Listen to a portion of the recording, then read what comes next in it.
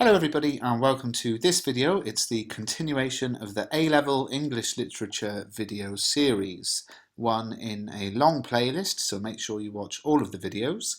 And everything that you see in this video is taken from Mr. Bruff's Guide to A-level English Literature, available for £4.99 from Amazon or mrbruff.com, written by the wonderful Kerry Lewis, aka Mrs. Spag on Twitter, an absolute genius who wrote Mr. Bruff's Guide to Grammar and this A-level guide in a much better fashion than I could do, and I'm so delighted to have her be part of the Mr. Bruff team.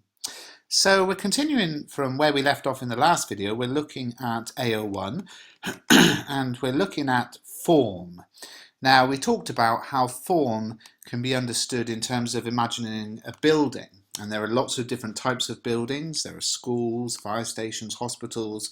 They have a specific purpose and you know them without having to enter them. And in the same way, the form of a text is the first thing we know without having to read it. And form is the way we classify writing within a distinctive framework. And I explained in the last video that the main literary forms are drama, essay, novel, novella, poetry, prose, short story, and there are sub-forms within those, and that's all the last video. But today's video is really about what do we do with that information, because I think at GCSE there was a tendency to feel that you were doing well if you spotted something. Oh, this poem's a sonnet. Oh, this is a dramatic monologue. But at A-level and at the higher grades of GCSE, it's not enough to just spot something. You've got to think about why it is there. So why is the poem a dramatic monologue and not a sonnet? Think about why these choices are made. And what I'm going to show you in today's video, just a short video, is an example of a very high level, A-level piece of analysis of form.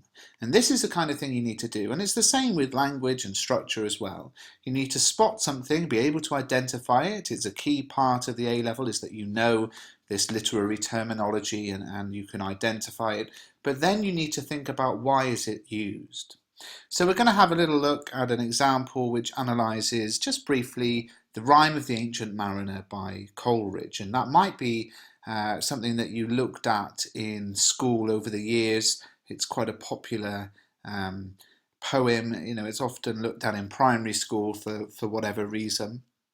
So here's an analysis. The bits in red are that strong form analysis, and this is in the ebook if you can't see it clearly enough, but I'll talk through it now.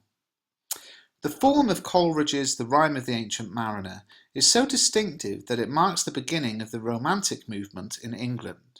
Traditionally, ballads were popular and written to be sung, but Coleridge manipulated the ballad form to create an artistic poem, triggering a revival in the popularity of the ballad. Rejecting the mechanical divisive style used by neoclassical poets, he abandoned fashionable conventions in favour of the real language of men. The focus was now on imaginative creativity and expression.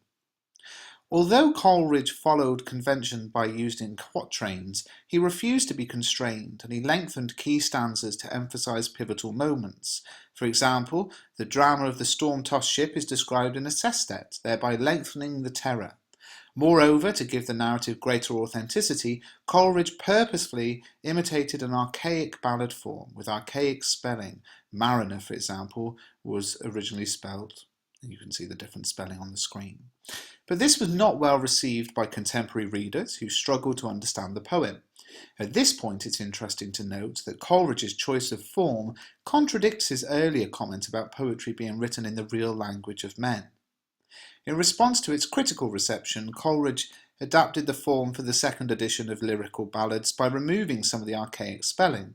He also added a Latin epigraph and the structural feature of glosses, which interpret the poem for the reader and aim to provide fake sense of authenticity to the work. Unfortunately, contemporary readers were still not enamoured with the poem, as it was considerably longer than traditional ballads. That's an example of a good analysis of the ballad form in the Rime of the Ancient Mariner. What can we pick out from that? Well, it talked about how the poem fits the form, but also how it changes it and subverts the form as well.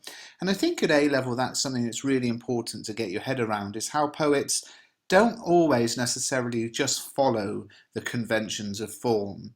They change things. So don't rush into assuming something, oh, that's a ballad and therefore it does this, this, and this. Explore, analyse, and think about, well, is there any time when it's different? The other thing to get your head around with poetry in particular is that there are different versions of poems often.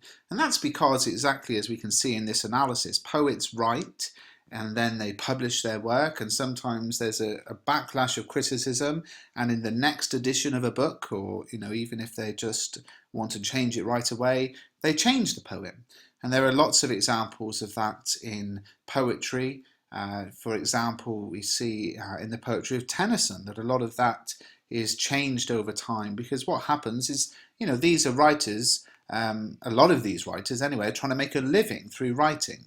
So they publish something and sell it, and then if audiences react a certain way, or there's massive critical, criticism in the press, then they change it for the next version. Sometimes, not all the time. So be aware there are different versions of poems in particular. So what can we say about this analysis? Well, it focuses on Coleridge's choice of form and the extent to which it conforms or does not conform to the conventions of the ballad genre. And it also discusses Coleridge's choices of language, structure and form in light of the earlier neoclassical literary movement and the new romantic movement. Finally, the analysis reflects on the changes that Coleridge made to the poem because of his decision to imitate an archaic ballad form and how that wasn't well received. And we also see how the length of the ballad had an impact upon its critical reception. So it would be too simplistic to say, oh, this is a ballad and that's, does this and there we have it. It's important to think about how a piece of work does fit the conventions of form, but also how it challenges and subverts them, and why that might be, and also if a piece of work has changed over time as well. I hope you found this video useful. Next week we're going to move on to structure, probably the hardest part of any literature study. And as I said, please do pick up the revision guide at mrbruff.com, or if you're lucky enough to have a Kindle, you can get it on Amazon too.